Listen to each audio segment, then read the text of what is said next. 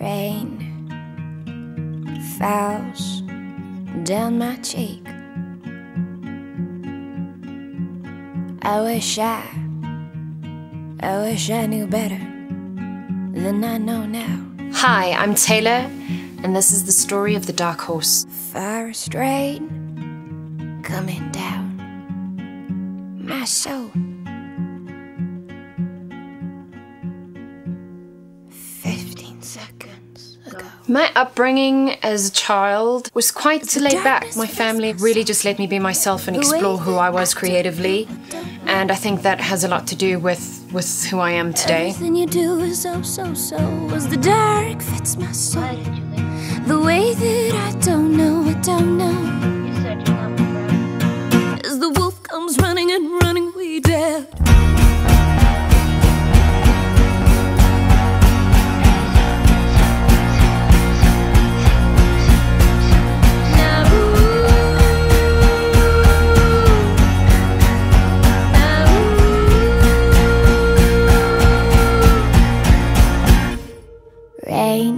My dad used to listen to a lot of music, all genres, like from AC/DC to Marilyn Manson to Bach to anything that you can think of. He would put it really loud in the house, and I think subconsciously that went and like sank into my subconscious mind, and I think that definitely inspired me. My phone burns down my soul as the wolf comes running and running away dead.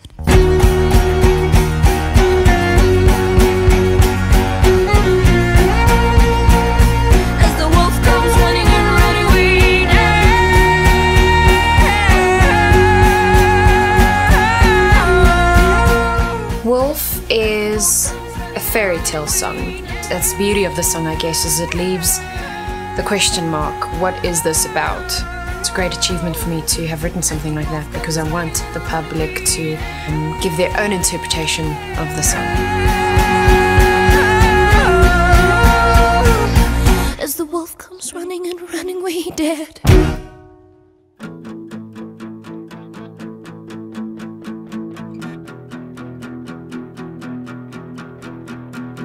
The name Tailor is purely a description of the music I'm writing at the moment for the Dark Horse. I personally feel that it's not someone telling me what to do, a record company pushing me into a box and showing me how things get done. I am finally free to express how I feel, and I really think that with this album I've gotten the opportunity to do so.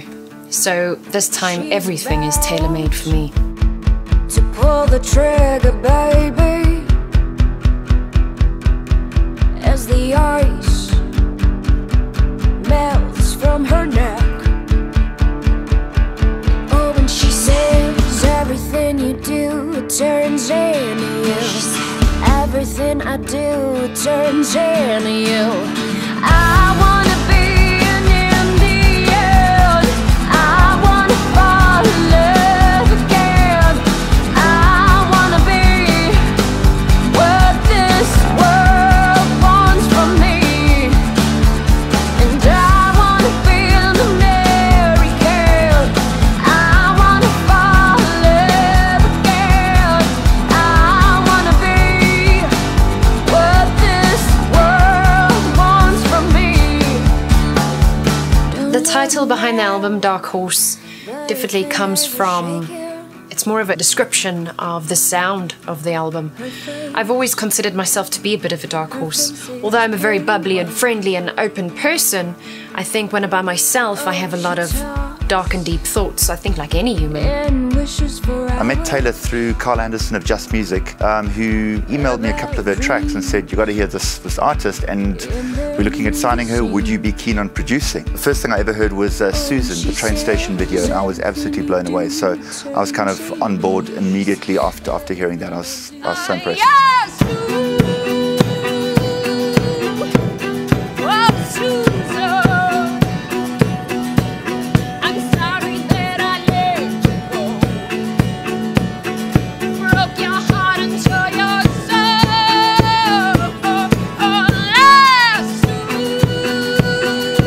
just been really inspired by Just Music's work ethic. I knew ever since I started Tailor that this was the only company I've wanted to work with. There was no one else.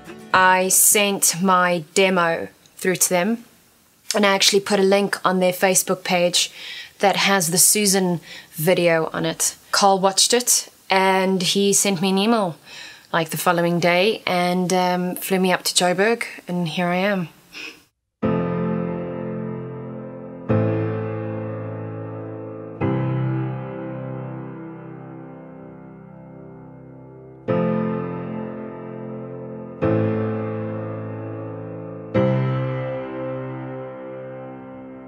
Shaped like a gun, this was our love. How would I describe my music? It's dark pop. I don't want to be forced into a little box. So luckily my music is open for the public to make up their own interpretation of it. Dark pop, soulful, it can be playful at times as well. I do consider myself being a singer-songwriter, but with an edge. We're so perfect in every way. We were only lovers, torn in two, and under the covers, we were nothing but through. Shaped like a gun. Perfect. This was our love, 'cause we were only lovers, torn in two, shaped like a gun. This was our love. What has Matthew Fink brought to the Dark Horse? A lot of things. A lot of laughing, a lot of personality.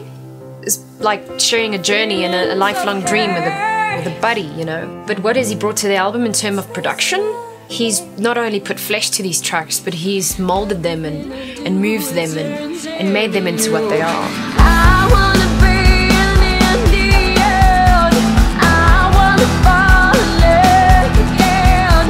I wanna be what this world wants from me.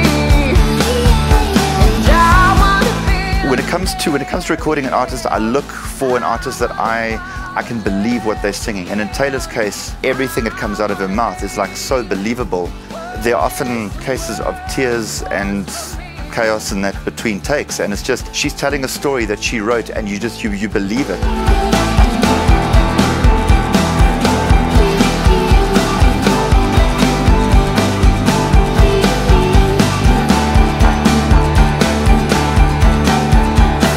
I tend to get quite emotional in the vocal booth, and it's not because I pressure myself too much or whatever. It's purely just because I relive what I felt the day when I did write the song. Every vocal take that you will hear on this album is from the heart, it's from the soul. I mean, just talking about it now makes me emotional, you know. Yeah, there's no middle ground with us. The take has got to be good. If it's a piano and it's slightly out, or there's something slightly out, or vocal or whatever it is, it doesn't matter. I'd rather get the perfect feel than the perfect technically right take, you know. And I wanna be an American. I wanna fall in love again. I wanna be what this world wants from me. I think my biggest inspiration would be just people's life stories, friends telling me their life journeys, and an example, for instance, with a track like My Faith. That was inspired a lot by my childhood. My faith was your faith, and you let me go. You ripped out my heart, and then you took my soul. And I remember as a kid being, you know, like any other kid, being vulnerable and just soaking everything up that the world has to offer. I remember as a kid, if my dad or mom said this, I'd do it, and I believed in it, and that was kind of it. And the first line actually for the track My Faith is, my faith is your faith. And I remember like thinking and believing that when I was a kid. My musical influences, it's bits and bobs, you know, of different artists. There won't be someone specific. For instance, I'll listen to Bon Iver and I'll just purely like the vocals on the latest album, and that would inspire me to push myself more from a vocal ability. And then you took my soul, even in darkness and even in light. You'll see nothing 'cause your love is blind. The artist I would like to work with the most, I would say it's Bon Iver, definitely a must. I think his songwriting abilities are just insane. Definitely Matthew from The National, would love to play live with them. They're one of my biggest inspirations for the album. And then I would definitely like to write with Kelly Jones from Stereophonics. But I think it would go beyond that. I think I have more of a crush on him than actually wanting to write with him. Music I have enjoyed over the past year, I would say right now I'm listening to a lot of Grimes. I'm really inspired by her. She's super young female and she's just, yeah, she's blown my mind. Pow, pow.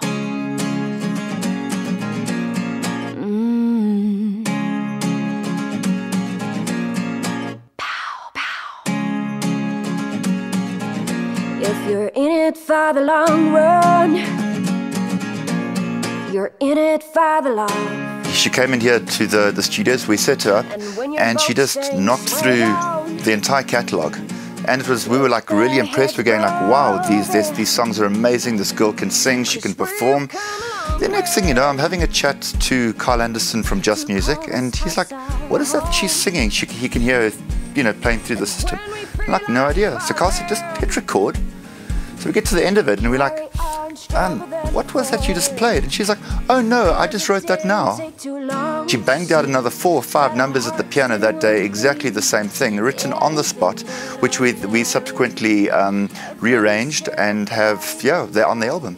I think some of the finest tracks were written during that magical day, which we just spent doing demos. Feelings of emotion keeps tracking me down, oh, but I had to win you over. I had to hold you hard now.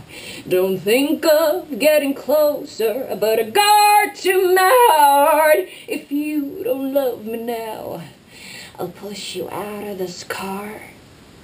Why don't you love me? Why don't you love me?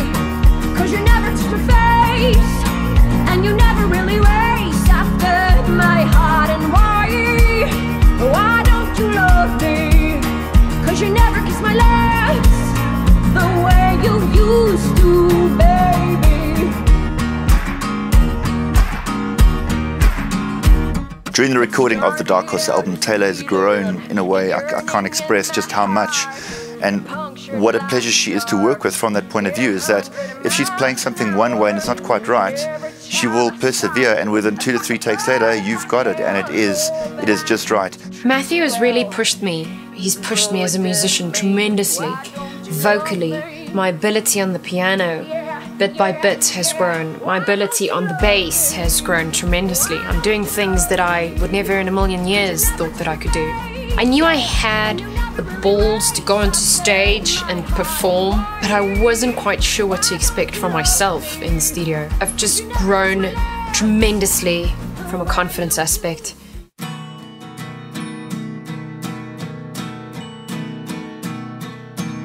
Techniques, we try to keep it pretty simple in that you take an expensive mic and you plug it through a good preamp, and then you run it into Pro Tools. The big thing has actually been getting the performance out of the artist. I mean, we've got a great space here at the studio. I think and going back to the demos where we had that like magical day, there's a great energy here in the room. So it's not very technical. I mean, we've got some great gear, but to me, as a producer, the gear is only second to the performance, you know? I must be honest, recording this album, I didn't think we were going to push it this far in terms of instrumentation. And then I found myself with my head in this grand piano, shouting and screaming and crying in these holes that are, when you open up the top, you'll see these holes. and I've done a lot of vocal takes actually in there. I'm not a great fan of conceptual art because I often find that the outcome of conceptual art is less interesting than actually hearing how it was made. But as it happens, these things just kind of worked. We had like one occasion where I had, she was singing, we had the grand piano open and she was singing into the metal gap in the piano. And I discovered that if you press the sustain pedal on the piano down, you get a crazy reverb, which of course we then ran through a SansAmp overdrive unit. And in Wolf, it's an amazing backing vocal sound that we use for that.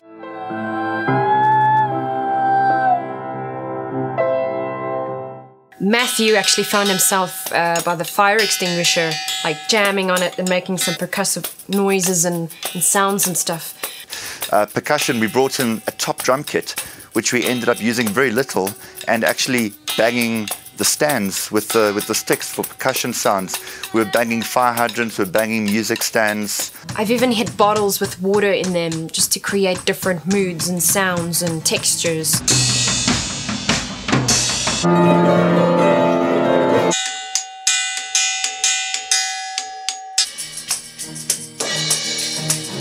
We've pushed it. We really have pushed every bit. Everything you'll hear on this album most of it has been created, you know, organically.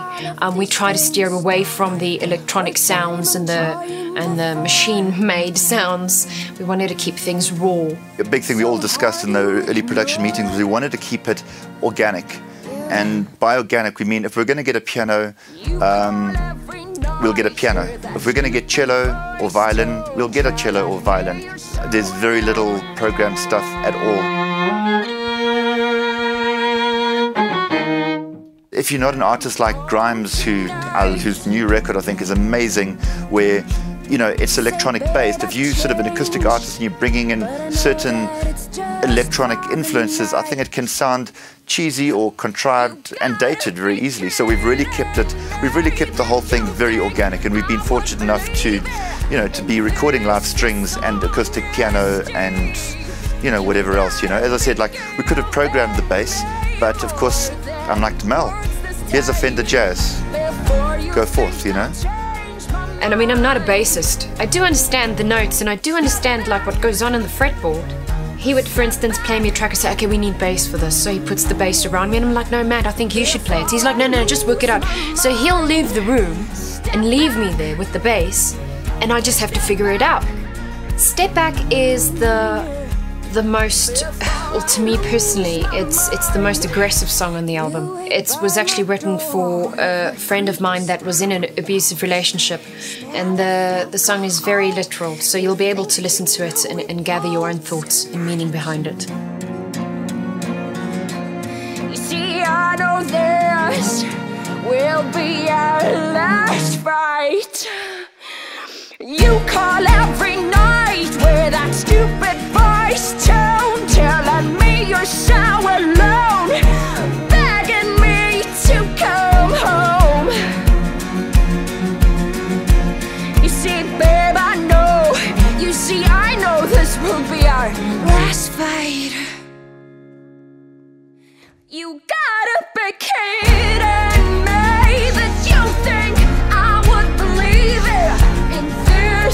The biggest challenge recording this record has been matching up to the demos. You know, we come into the studio to do the album, and we've got these simple demos that are just acoustic guitar and vocal, but they speak absolute volumes, and the trick is not to clutter it, because often we'll produce a song and listen back and go, not as good as the demo. So then we go back to the demo and start again. All these good days of my life, I'm so over this. I can't believe I've missed all these good years, yeah, all these good days.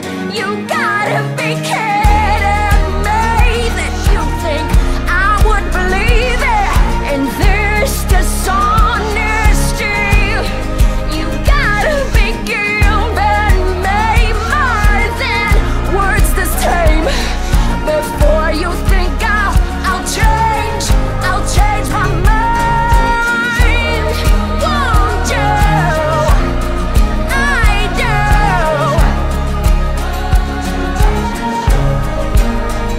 Before we started the process of the Dark Horse, I was mainly focusing on piano and guitar, and I do fool around a bit with the drums. Even tried my hand at the glockenspiel for this album. The instruments I prefer, I would say these days, are piano. I heard from a good friend of mine the other day that the piano is the instrument of the heart, and I could really relate to that because I write a lot more soulful stuff on piano than I do on guitar. Something in our love line went incredibly wrong. You ripped my heart out and ran all the way home. You left me in the corner with one glass of water, with the gun in the other, with no other lover. I think Tailor has probably about between 5 and 8 different vocal sounds. I should have begged you. I should have begged you not to take you.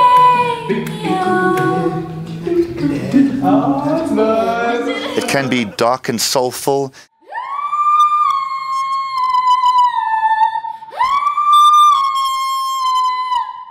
There's so many different voices within that small girl. It's crazy. Lucky Lucy, you meant the world to me.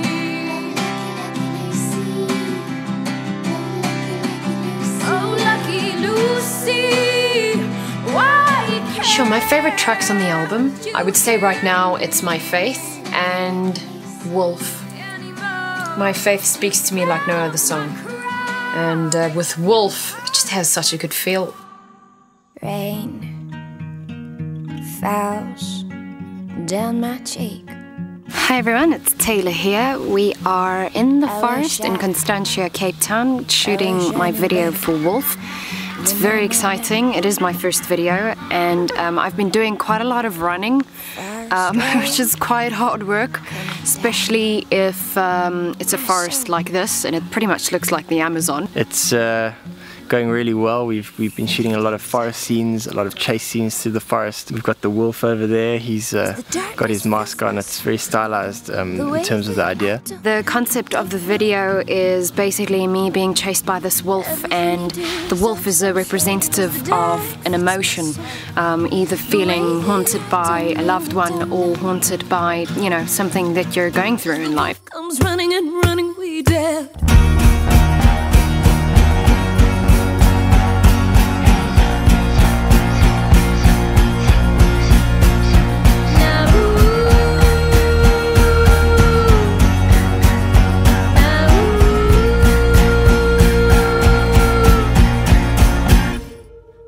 It's going to be a big album. I'm just so proud to be a part of it and to be a part of the production team, an amazingly talented artist, and the Just Music team as well. I couldn't wish to be working with a better group of people. My hopes and dream for this album is to just reach as many people as possible. You know, that would be my biggest achievement, is just to let people hear it and be inspired by it, and maybe listen to it to get them through a difficult time in their lives, or make them stronger, just inspire people. As the wolf comes running and running, we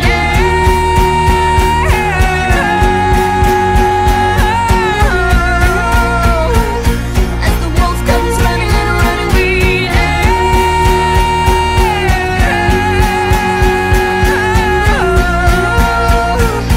As the wolf comes running and running, we dead.